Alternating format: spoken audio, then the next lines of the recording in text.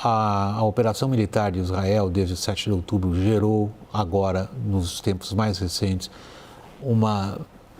eu diria até, mesmo para as condições do Oriente Médio, uma inédita tragédia humanitária, generalizada nessa parte da região. Ao mesmo tempo que essa tragédia humanitária se registra com imagens horrorosas, que vocês vão conferir daqui a pouco, e que não são produzidas para fim propagandístico por ninguém, elas são o dado da realidade atual. Ao mesmo tempo, o parlamento israelense fez uma votação simbólica para sinalizar apoio à anexação de outro território, a Cisjordânia. Confira. Tedros Adhanom, o diretor-geral da OMS, afirmou que os centros de distribuição de comida de Gaza se tornaram locais de violência e afirmou que a culpa pela fome generalizada no território palestino é do bloqueio de Israel à entrada de ajuda humanitária. Mais cedo, o exército de Israel matou 34 pessoas que se aproximavam de um posto de distribuição de comida, segundo as autoridades palestinas. And a large proportion of a population of Gaza is starving. I don't know what you would call it other than mass starvation. And it's man-made. And that's very clear.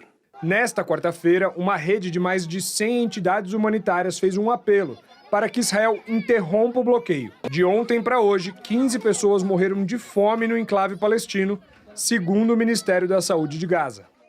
A crise atinge, inclusive, funcionários da ONU e jornalistas que atuam cobrindo o conflito entre Israel e o Hamas. A ministra de Ciência e Tecnologia de Israel, Gila Gamliel, publicou nesta quarta-feira um vídeo em que retoma a proposta de migração voluntária dos palestinos na faixa de Gaza.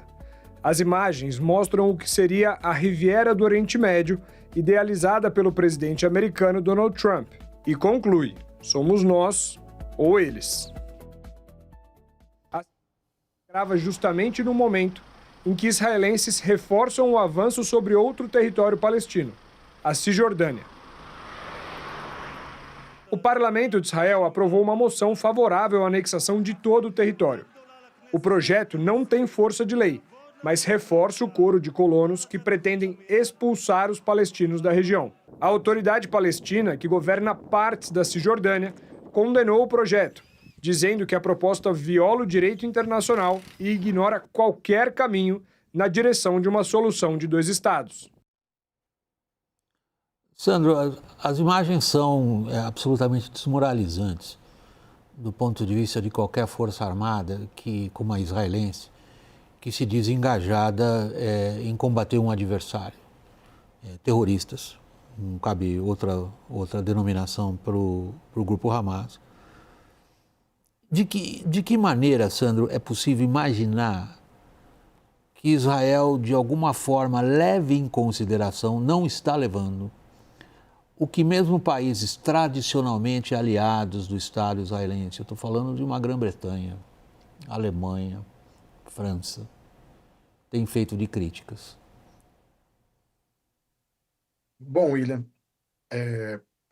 responder a sua pergunta é, ao mesmo tempo, muito fácil e muito difícil, porque nesse momento parece que Tel Aviv só ouve, Jerusalém só ouve uma capital, que é Washington. Então, enquanto não houver uma crítica pesada do Trump, como ocorreu 2 semanas atrás, sobre a questão de alimentos, de entrada de suprimentos em Gaza, Israel segue na campanha. A campanha não é uma unanimidade. Dentro do próprio gabinete de ministros israelenses, você tem embates muito duros que são noticiados pela própria imprensa israelense, principalmente entre o chefe do Estado-Maior das Forças Armadas, que é o general Eyal Zamir, e os ministros mais ligados a essa ala da extrema-direita mais ideológica, Bezalel Smotrich, o próprio Itamar Ben-Gvir, dentre outros. Então, há grandes choques entre eles. E é interessante notar que, nesse cenário, as próprias IDF falam na questão da necessidade da construção de áreas humanitárias, de áreas para passagem de alimentos, de suprimentos para a população na área, enquanto que esses ministros mais ideológicos são a favor, inclusive, do corte completo da ajuda.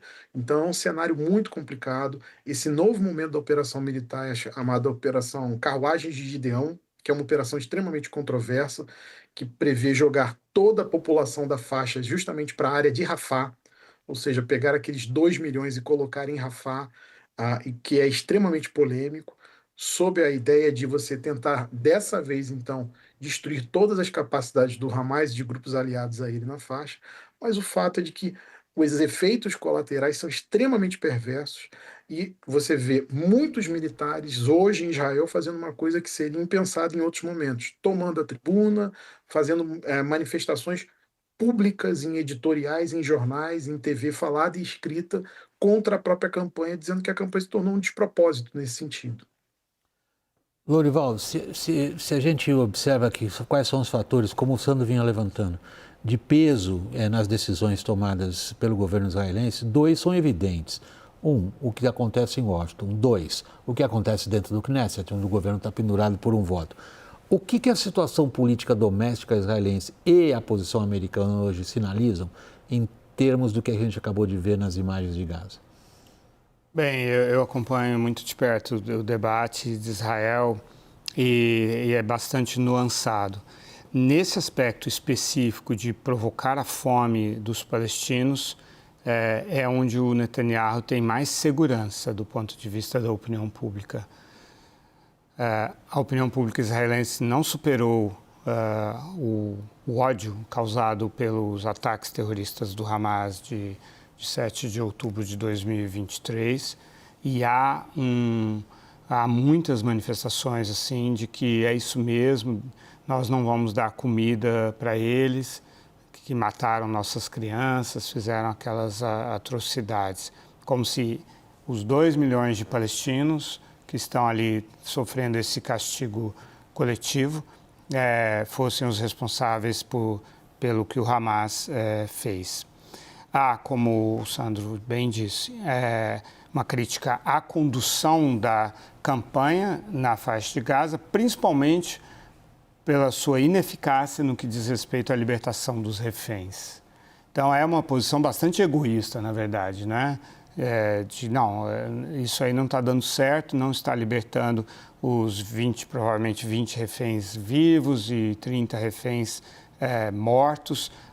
Netanyahu está priorizando destruir o Hamas em detrimento de soltar os reféns. Essa é a principal crítica, né? Então, o desejo de anexar a Cisjordânia, o desejo de expulsar os palestinos da faixa de Gaza, essas coisas são controversas em Israel, né? Tem uma parte da opinião pública que é contra, outra parte que é a favor. Mas acho que a opinião pública está mais mobilizada para a questão dos reféns do que porque o que é até um certo ponto compreensível, né? Porque são 50 israelenses que estão ali nas mãos do Hamas há muito tempo já. Mas não existe aparentemente um espaço psicológico, político, para endereçar esse flagelo que Israel está causando na faixa de Gaza e também na Cisjordânia. Sandro, se a gente voltar a nossa atenção agora para essa última palavra do Lourival, Cisjordânia, anexação, ocupação, como que a gente queira denominar, a Cisjordânia se discute pelo menos desde o final da guerra de 1967. Tornam-se muito densos agora os sinais de que há uma disposição por parte do atual governo israelense de declarar a propriedade mesmo, a ocupação de fato jurídica do ponto de vista israelense de todo o West Bank, de toda a Cisjordânia. Estou usando a denominação geográfica daquela área. Os Estados Unidos deixariam? William, é uma excelente pergunta porque é difícil divisar isso. Entretanto, o embaixador americano em Israel, que é o Mike Huckabee, apareceu na semana passada durante uma das sessões, durante um dos interrogatórios do Netanyahu no processo jurídico que ele enfrenta, nas acusações que ele enfrenta frente à justiça, pressionando a justiça israelense a encerrar o caso. Então, me parece que talvez outra administração americana não enxergasse isso com bons olhos, mas esta administração americana de Donald Trump talvez não achasse tão ruim. E também há informações de que há diálogos nos bastidores com algumas nações para que elas aceitassem os palestinos que fossem retirados de Gaza. Então, isso mostra que há uma disposição realmente nessa administração Trump de você ter não só essa ofensiva em Gaza, que pode acabar com Gaza, como a gente conhece como entidade territorial separada do território israelense, mas também com um próprio plano para a Cisjordânia, que inclusive atropelaria os acordos de Oslo. Mas o fato é que a gente está falando também, e boa parte vocal disso na política israelense, são figuras como Itamar Ben-Gvir, que tem como herói o homem que atirou em Yitzhak Rabin, que fez os acordos de Oslo. Então, é uma guinada na política israelense, não é uma guinada majoritária, mas é uma guinada perigosa, realmente perigosa, e que pode afetar também o grande desenho geopolítico americano para a região, que são os acordos de Abraão. Por último, você, Lourival, tem um pouquinho menos de um minuto. A mesma questão. Os Estados Unidos arriscariam os acordos de Abraão pela Cisjordânia? A forma como você colocou agora deu uma nova nuance para a questão, né? Seguindo o raciocínio do Sandro, claro. A julgar pelo embaixador, né, Mike Huckabee, ele se refere à Cisjordânia como Judéia e Samaria, que é uma forma de aceitar a reivindicação bíblica de Israel sobre a Cisjordânia. O Trump, não sei, acho que o Trump não tem essa profundidade de visão, essa ligação entre deixar que Israel faça isso com a Cisjordânia ou com a faixa de Gaza e atrapalhar o jogo com relação aos acordos de Abraão. Só se ele visse esse perigo, e aí caberia à Arábia Saudita mostrar isso para ele.